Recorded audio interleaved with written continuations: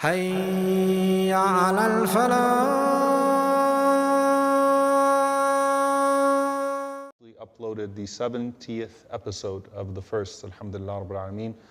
And of course, for the first, we were doing the last 20 of them as short lectures. So they weren't live here in the masjid. And we were taking some of those Sahaba, especially from the early Muslims, from the Muhajirin, who had short bios, and just making sure that we revive some of that memory. So Alhamdulillah, we finished actually tonight. And inshallah ta'ala, in about 3 weeks or so, we'll start up again the full length lectures on the Sahaba, inshallah ta'ala, with season 2 of the first. And we'll focus on sort of the Madani period now, inshallah ta'ala, starting with the early Ansar, and then some of the wives of the Prophet sallallahu alaihi wasallam, some of the instrumental figures in al-Madinah. So the first Muslims from Medina to embrace Islam and to give a hub for the Prophet sallallahu alaihi wasallam and for his mission there in al-Madinah al-Munawwara. So like I said, that should be a few weeks from now, inshallah ta'ala. I'll let you all know when we get started, bidnillahi ta'ala. Tonight, I actually want to just share a reflection once again on the dua of Nuh alayhi salam.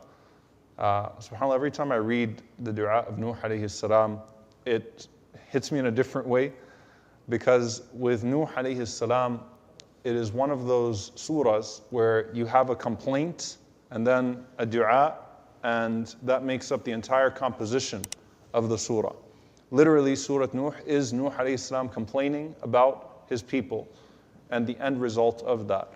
And this was Mekki Quran. So in Mekki Quran, the stories of the prophets were not told in any exhaustive sense, but rather in a way that immediately related to the circumstances of the people of Mecca. So very stern warnings that you're rejecting a man who wants good for you. You're rejecting a prophet who wants good for you.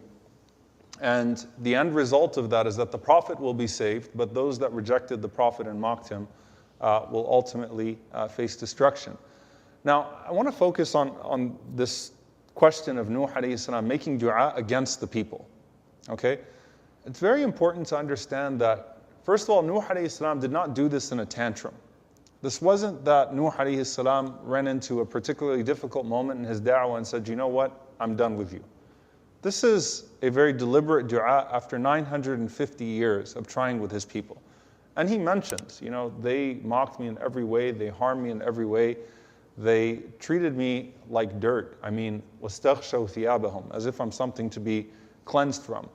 Pushed me to the side, called me names, and I called them to Allah subhanahu wa ta'ala. And I told them that if you seek forgiveness from Allah subhanahu wa ta'ala, all of these things are going to happen for you in this life, as well as the hereafter. So I tried every single route with them. So the complaint is first and foremost, Ya Allah, Allahumma inni balaght. Really, it's, oh Allah, I delivered the message.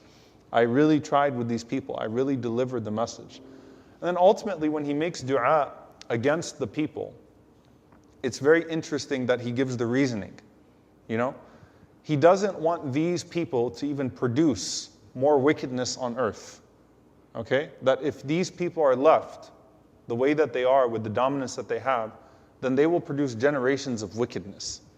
It's sort of the opposite of, or it's the other side of the coin of Zakaria alayhi salam, where he's making dua to Allah subhanahu wa ta'ala, وَإِنِّي وَهْنَ الْعَظْمُ مِنِّي, when he says, خَفَّةُ الْمَوَالِي, خِفْتُ الْمَوَالِي, or خَفَّةُ الْمَوَالِي, they're both authentic recitations, that I realize that I don't have inheritors. فَهَبْ لِي مِن لَدُنْكَ وَلِيًّا, there's no one to inherit the mission of prophethood, so I don't see a vehicle for righteousness that exists on this earth anymore. So, يَرِثُنِي وَيَرِثُ مِنْ آلِ يَعْقُوبَ وَجَعَلْهُ رَبِّي رَضِيًّا, to grant me a successor that will inherit my knowledge, the knowledge of the family of Yaqub, so the knowledge of the prophets. And this will be a person that will be pleasing to you and that will ultimately spread righteousness throughout the earth. So Nuh alayhi salam is not seeing any good anymore in the people. So he's saying, Ya Allah, that's it, wipe these people out. So with all that being said, I think that the question that I often get is it okay to pray against people? Like he prayed against his people. Did the Prophet ﷺ ever pray against people? Did he? He actually did. Okay? But it wasn't his norm. It's not like the Prophet ﷺ would get bothered and that if they were really aggressive one day, then the Prophet ﷺ prayed against them. The Prophet ﷺ had enormous self-restraint, sabr with his people, patience with his people. Even in Uhud, right, where you would think if these du'as came out of tantrums, right, or fits of anger, then Uhud would have been the place, because that's when they really almost killed him. And that's when he said, Allahumma aghfir li qawmi fa innahum la ya'lamun. Oh Allah, forgive my people, they don't know any better. However, we find the Prophet ﷺ prayed against Uqba bin Abi Mu'ayt. He prayed against other people that died in Badr. And they were all found in one ditch. Others that were found in that one particular ditch that the Prophet ﷺ had prayed against. And I actually just spoke about the daughter of Uqba bin Abi Mu'ayt, who ironically, Kulthum radiyallahu ta'ala anha, subhanAllah, the daughter of this man that humiliated the Prophet ﷺ by putting camel guts on his back. And the Prophet ﷺ's daughter, Fatima radiyallahu anha, running out to him, cleaning the guts off of his back and crying. His daughter, Uqba bin Abi Mu'ayt's daughter, left the house of her family and made hijrah to join the Prophet ﷺ and the Muslims in Medina. But the Prophet ﷺ made dua against Uqba bin Abi Mu'ayt. He made dua against certain people. And it was accepted. They died. Okay? They were all found in one ditch. The ulama say that, how do you reconcile that then with the Prophet ﷺ saying, Lam ub'ath la'ana, I was not sent as one to curse. Nama bu'ithtu rahma, I was sent as a mercy. That the Prophet ﷺ always was very specific about who he was making dua against and why. Okay? He was very specific about who he was making dua against and why. So the hikmah of the Prophet ﷺ doing so. And so, for example, the ulama mention those 6 people or so that the Prophet ﷺ made dua against that died in the Battle of Badr, that there was a moment of triumph that they felt when they humiliated the Prophet ﷺ in front of the Kaaba. This is really towards the end of the days of Mecca.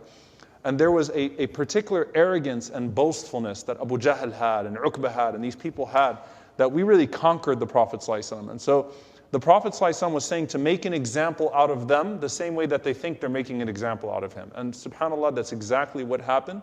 That in Badr you could count them in exactly the places that the Prophet ﷺ said that they would fall. And so Allah made an example out of them, similar to Abu Lahab, right? So there's a hikmah, there's a wisdom, even with the Prophet ﷺ's dua against the people. Now what about us? The norm should not be that we make dua against people. That shouldn't be the norm. However, you find sometimes the Sahaba made dua against their oppressors. And it was accepted. Okay? It was accepted. Sa'id ibn Zayd radiyallahu ta'ala anhu was wronged by one of his neighbors, made dua against her. And she was afflicted with blindness and death. And she really wronged him. And so his response was a dua against her, was a supplication against her. And the Prophet ﷺ said, Taqi da'wat al-madlum, be wary of the supplication of the oppressed, because there's no hijab, there's no barrier between that supplication and Allah subhanahu wa ta'ala. So the key function, how you interact with those texts, is be very careful from having wronged someone and they make dua against you, even if they are non-believers. If you wrong someone and they make dua against you, there is no hijab, there's no veil between that dua and Allah subhanahu wa ta'ala. So imagine that if it's a righteous person that makes dua against you, okay, a wali of Allah who makes dua against you. Severe, severe, severe consequences of that. And you can't tell them, don't do it too much, right? Just don't wrong anyone to where you would be deserving or you'd be on the other side of that dua. As for yourself, if you are wronged, you have the right to make dua against the one who wrongs you. But don't let it dominate your dua. Don't let it become your norm. Don't let it become disproportionate to the rest of your dua. And so this is sort of building off, and I'll conclude with this on the khutbah. وَتَرْجُونَ مِنَ اللَّهِ مَا لَا يَرْجُونَ. You want something from Allah that they don't want. Okay? So if the only time you get emotional and into your dua is when you're making dua against the one who wronged you, then that means that what triggered you is something worldly, and you want something worldly, which is you want that punishment to manifest itself in front of your eyes in a worldly sense. That's not healthy to get attached to that idea. Because it might be that the dua that you make against the oppressor, just like other du'as, is stored for the hereafter. Allah won't let it go, but just because of its closeness to Allah does not mean that it's going to manifest in the way you want it to manifest in your lifetime. How many people made dua against their oppressors and they didn't see the justice of that dua come in this life? But don't think Allah subhanahu wa ta'ala didn't hear it. It'll come, right? So it's okay to do so, but don't let it dominate. And that's one of the problems when we read in some of these stories of the prophets even, that you take the unique incident and you hang on to it. And you derive a methodology from it. And so it really counters the entire point and undermines the entire thrust of the prophetic message and the prophetic example, whether it's our beloved Prophet ﷺ or the prophets that came before. So we ask Allah subhanahu wa ta'ala to accept our du'as first and foremost, and to make us amongst those who do not wrong others and find themselves on the other side of that du'a. And we ask Allah subhanahu wa ta'ala to never count us amongst the zalimeen, to never count us amongst those who are arrogant, amongst those who are rebellious, amongst those who transgress or oppress. May Allah subhanahu wa ta'ala forgive us for our shortcomings, forgive us for our impulses, and may Allah subhanahu wa ta'ala make us amongst those that He is pleased with. Allahumma ameen. Any questions? So, Sheikh Umar, I learned from my father and his view that if somebody has wronged you and you're really hurt, and your instincts tell you you're angry. So the wisdom, mercy, is to do the opposite of your nafs. Your nafs is angry, you want to harm that person, but you have to control your nafs and do the opposite. We actually make dua for that. Right. So the comment is doing mukhalafatul nafs, which is one of the things that the scholars talk about in tazkiyah, to do the opposite of what your nafs wants you to do, what your self wants you to do. For the most part, that is the right methodology. However, if a person is wronged and they make dua against, and they are indeed amongst the transgressed, and they ask Allah against the person that wronged them, even if they do it in a fit of anger, it will be accepted. Because they are, as long as they meet the criteria of being mazloom. And that's really the point here, is that it's not mu'min and kafir anymore. It is mazloom and zalim. That becomes the criteria of the accepted dua at that moment. And so certainly for a person though, when they're being wronged, the opposite wouldn't hold true, where you want to show rahmah, so you do a dua against the person, right? But what you did mention is that if your natural impulse is anger, to do mukhalafa, to contradict the nafs is usually the healthy way forward, for sure. Jazakallah khair. Any other questions? All right. Barakallahu feekum. Subhanakallah wa bihamdika, ashhadu an la ilaha illa anta, astaghfiruka wa atubu ilayk. Assalamu alaikum wa rahmatullah. Assalamu alaikum wa rahmatullah. If you enjoyed this video, please do share it with friends and family. If you want to see more videos from this series, click on the box at the top. If you want to see other videos, click on the box at the bottom. And don't forget to hit the subscribe button. Thanks.